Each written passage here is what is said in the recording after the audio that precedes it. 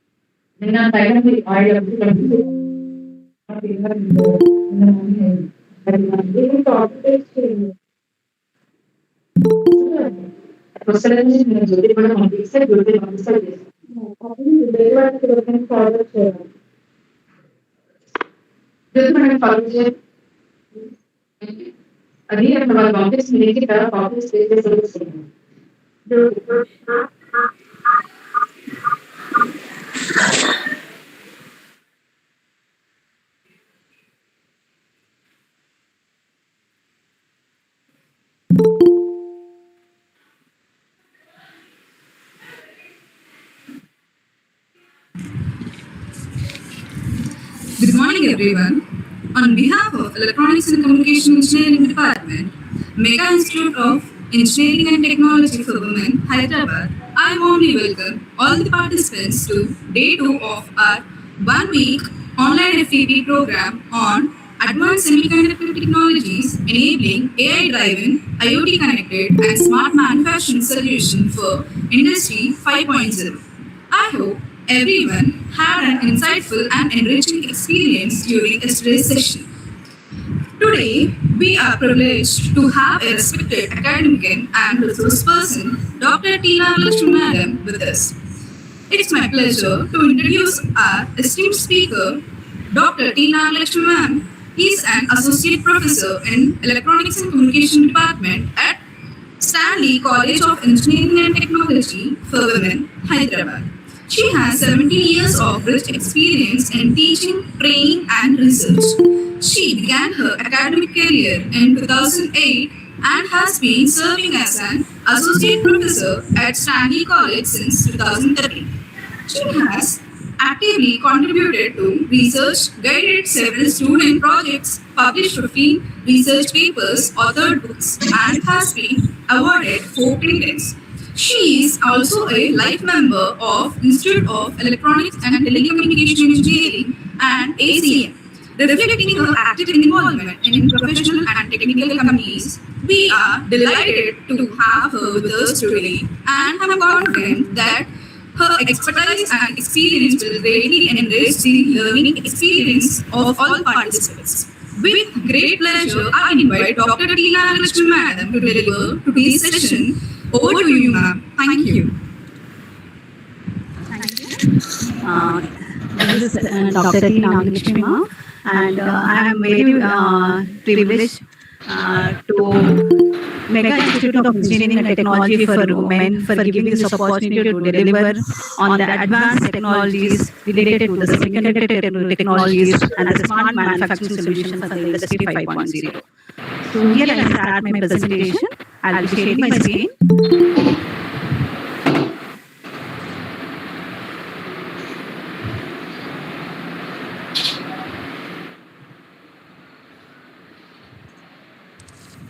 So, is the PPT visible? Ramya, is the PPT visible?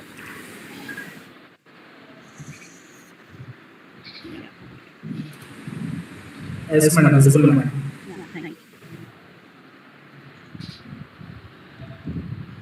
So today's yesterday we have done with the topic, okay, based upon the semiconductor fabrication.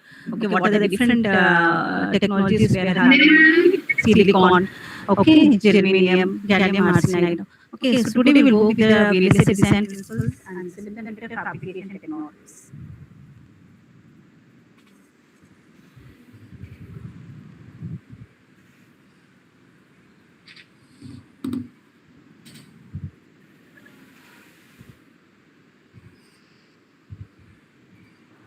So we have learned already, we know that everyone very large-scale integrated circuit is the process of creating an integrated circuit by combining thousands of transistors on a single chip.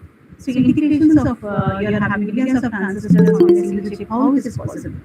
So this will be having different types of technologies which has moved from the large scale, medium scale to the small scale of integrations. So here the small scale integrations means we are having 10 transistors which are fabricated on the silicon chip. And if you are reducing the space between the source and the drain, and if you are reducing the power consumption, you can change from from the small scale to the medium scale to the large scale, and the very large scale has came into the existence, which is defined by the boards now.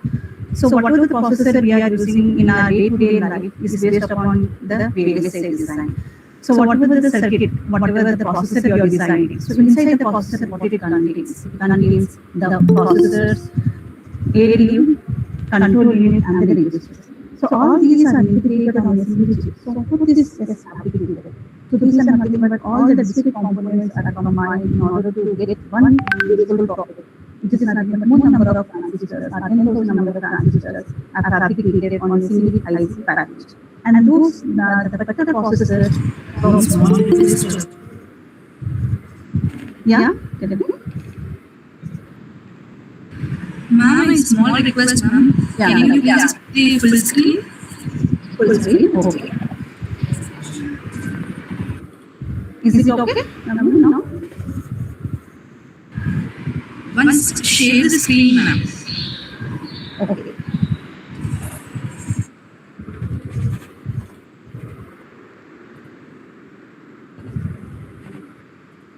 Now it is okay?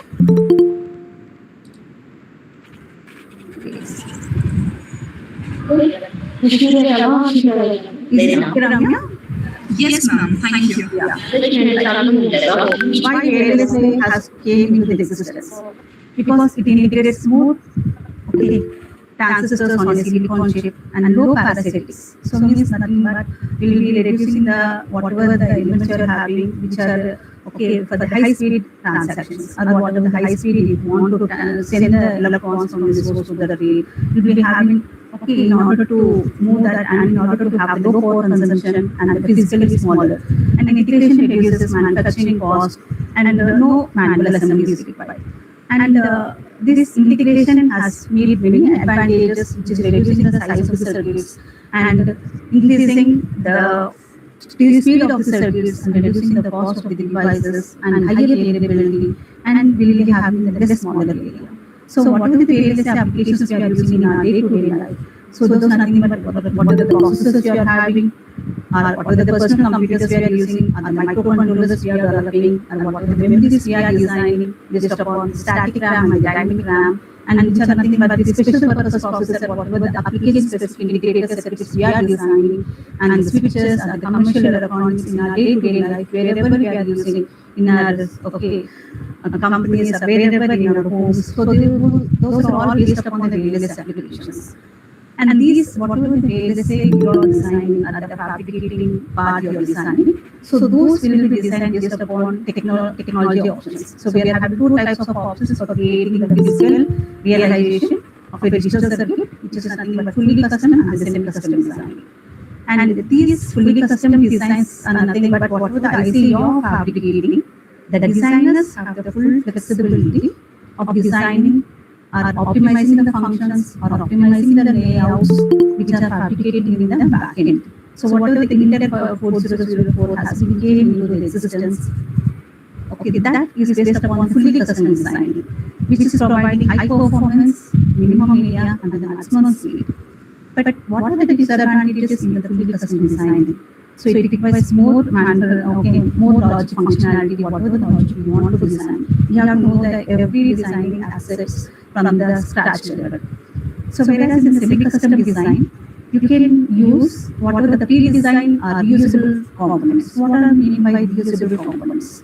whatever the functionality you want to design the basic top level model, those are fabricating from smaller level models, and those smaller level models will be available in terms of IP or intellectual property codes. So these IP codes are pre-designed components which are reusable components. So these pre-designed components are reusable components are used in order to fabricate the semi-customs.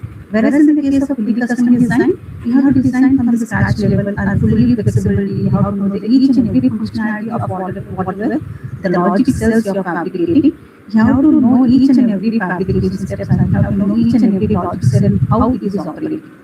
Whereas in the semi-custom designing approach, whatever we are having the small IP codes we will have. So those are nothing but the those are the predefined functions. Those are nothing but some IP products will be designed. So those IPs, already those are design components. So those design components we are using in our semi-custom. So pre-designed components and which are reusable components. So this makes what chip very easier to fabricate, and it takes less time in order to fabricate the designing. So semi-custom designs are very, it takes less time in order to design a particular product. Whereas the fully custom design, they will take more time in order to fabricate, because you have to start from the scratch level. You have to know each and every part of the IP or whatever the designing or whatever the cell you are fabricating or whatever the logic gates you are fabricating or whatever the transistors you are fabricating. You have to know each and every steps or whatever from the scratch level.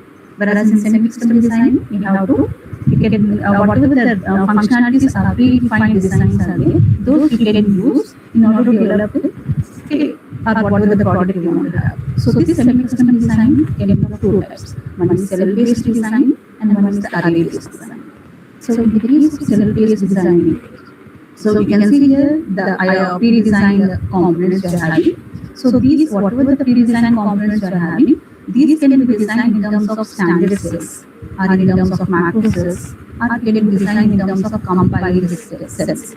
So standard cells are nothing but what you can have. You will be having basic cells, like if you want to design a logic, or if you want to design a half adder, if you want to design full adder. What are the basic cells are required? What are the basic, like XORs or ORs? What are the basic cells are required? So those are the things that comes under the standard cell-based design. Whereas in the case of macro cells, you will be having sub-blocks. You can design a leaf cells to do the sub-blocks. And compiled cells is nothing but the basic topic of cell you can have in order to fabricate. Whereas in the case of array-based design, you can go for designing the whatever the cells you are fabricating, that you can design in terms of pre-wide diffused, so that will be designed in terms of vertical fashioning. So standard cell-based designs are nothing but they designing in terms of horizontal. Whereas in the array-based design, you can design the predefined wise in terms of vertical fashion, like so where the area, the power consumption will be reduced. So whatever the chip you are fabricating, so the process for developing a chip from the concept to silicon is divided into 4 major steps. First of all, if you want to design any particular chip, you have to know the design, whatever the functionality is working, what are the internal components it is consisting of, and how it has to be designed. What are the type of modules? You have to write the programming code. So you have to know the programming code. What type of programming module functionality you are writing? How can you design your architecture? So first of all, you have to know the design specifications. What the functionality has to work. Once the particular functionality has been done, then you have to use some tools in order to verify or in order to validate the functionality, whether it is working properly or not. So like simulations or in terms of synthesis, you have to verify the particular designing. Once the particular verification has been done, so this designing, specifying the system functionality and the verification. So this is nothing but the front end, where the engineers will be involved in order to design what is the functionality it has to do, in order to verify, based upon the inputs, what are my outputs I have to get. So this is nothing but the 2 parts, nothing but the front end design. So once it has been done, then we have to go for implementing on the real design onto the hardware onto the silicon chip. And then you have to write the software development coding or whatever the coding you're writing. So that has to be realized on the hardware and it has to be integrated on the silicon chip. So hardware software code designing process is very much important when you're designing and the backend designing. And those tools are nothing but what you're having the computer-aided development tools. So CAD, computer-aided development tools are used throughout the flow to automate or streamline each phases of the design process from the design specifications to the integrating a particular system on it. So we'll come. So we have done with the basics, what the VLSI variable is having, what are the advantages, and next we'll go with what are the design principles it has to meet. So first, the basic concept in order to design a VLSI chip. Okay, first of all, we have to know the basic principle is nothing but what is my hierarchy, what I need to design. Okay, how I need to design, what is the outputs you will be getting, how many inputs I need to give. Okay, how it has to work, the system functionality, what are the different modules it consisting of, what are my required output has to get, how it has to work. So hierarchical design approach is the fundamental concept in designing an IC chip. So hierarchical design approach simplifies the complex systems. So what are the complex systems you are designing? The huge complex systems you are having, that will be done by breaking larger systems into smaller manageable sub-models. So what is a model actually? A model is a basic building block of writing your whatever the design you are developing. That design you are writing the programming for that model.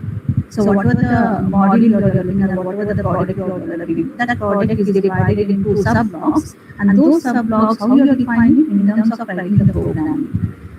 Okay, so that programming can be defined by using a model functionality which consisting of input ports as well as the output ports. So to write the programming for different models in the VLSI chip is nothing but the verilog programming we are using in order to write the programming. So this is divide and conquer because you are dividing the larger complex systems into the smaller components.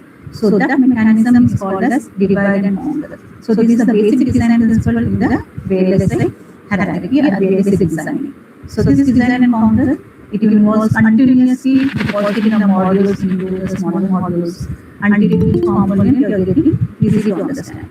And once it is done, apart from the hierarchical design, we are having other principles like regularity, modularity, locality, scalability, and design usability. So we will go one by one. Okay, first of all, we will understand what we mean by the basic principle that design hierarchy. So whenever you want to design a block in the VLSI, whatever the chip you are fabricating or whatever the product you are developing, first of all you have to know what is the type of methodology I need to have.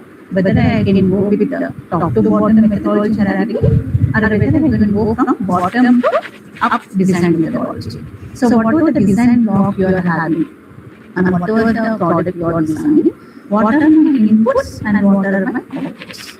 Okay, whether you are designing analog designing or whether you are designing digital designing. So you have to know the basic concepts like what are my inputs and what are the outputs. And the second point is nothing but how I am designing, whether I am going from top to the bottom or bottom to the top methodology. So we will understand what is the top to bottom design methodology and the bottom up design methodology. This is nothing but the first design principle in the VLSI, that is the design hierarchy, consisting of top to the bottom and the bottom to the top.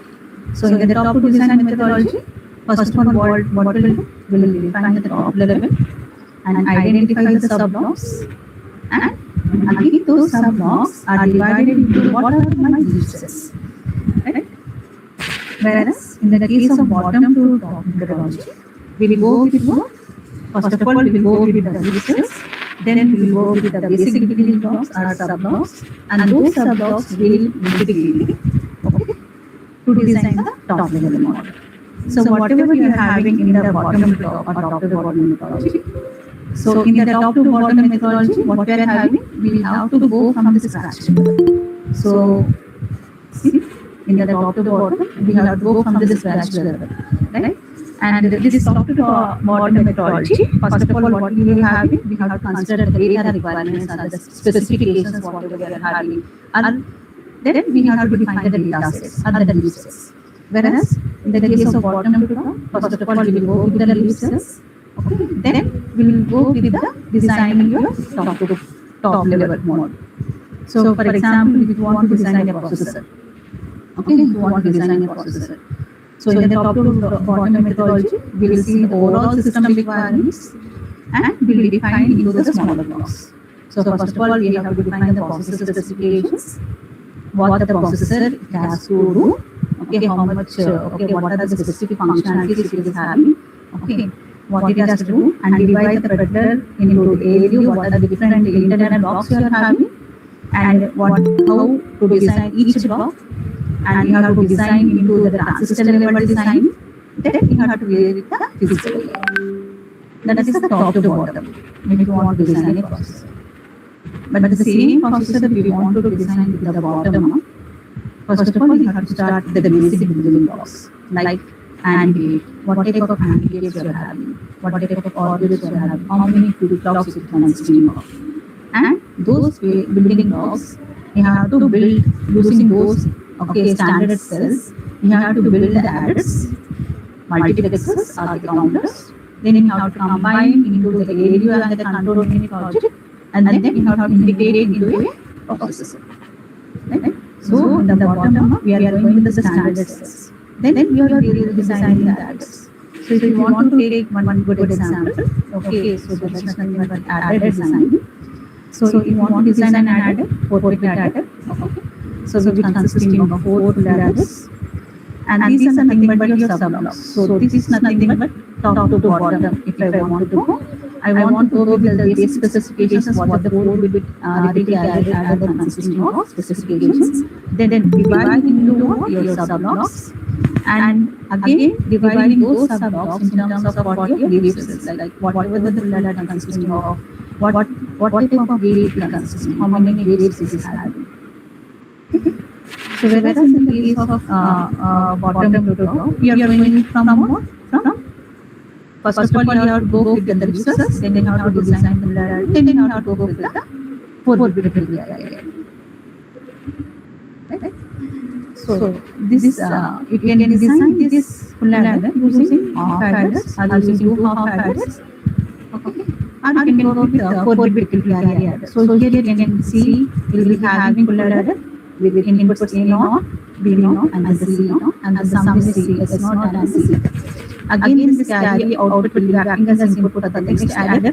So until and unless the carry is generated from the previous adder, the full adder will be in this full adder will be in the wait state. At the delay of the full adders will be increases if the carry is not propagated from the other adders. Right? So how to design this 4-bit adder using top to bottom design hierarchy or bottom to top design hierarchy.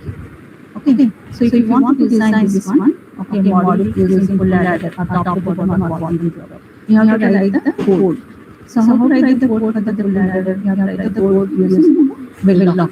Okay, this. So Verilog modules will be having different types of abstraction modeling styles like data flow modeling, okay, behavior modeling, gate level modeling, switch level modeling, and switch level modeling. So first of all, if you want to go from bottom to top, okay. If you want to go from bottom to top, how can you design? First of all, you have to design what the full adder contains internally. You have to write the programming for one full adder. Then, okay, that one full adder, you have to call 4 times in order to design the top adder. Okay, for example, if you are having the 4-bit full adder, okay, I am writing the programming from the bottom to up design methodology. So first of all, what the full adder consisting of, this full adder consisting of inputs A0, B0, C0, and the outputs are nothing but your sum and the carry.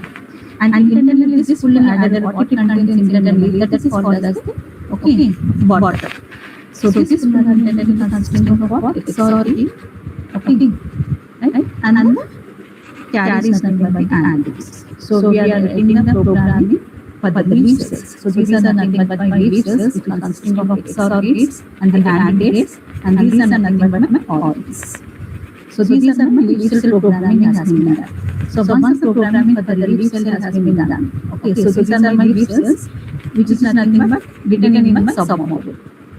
So full ladder is the nothing but my submodule, and this submodule consisting of three cells called as the XOR gate and the AND gates. So this is the programming model which is written in terms of design hierarchy.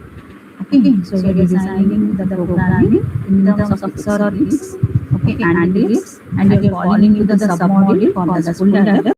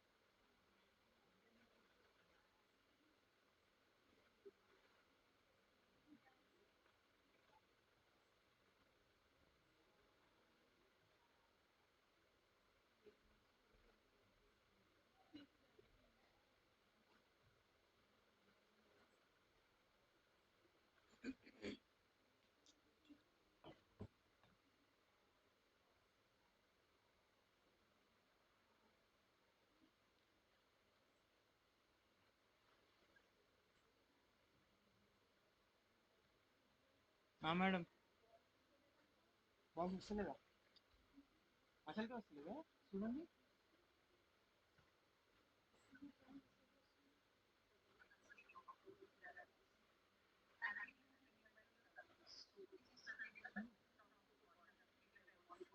మంచిగా వస్తలేదండి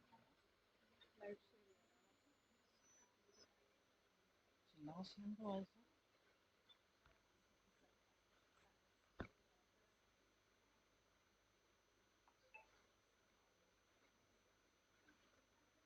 meeting join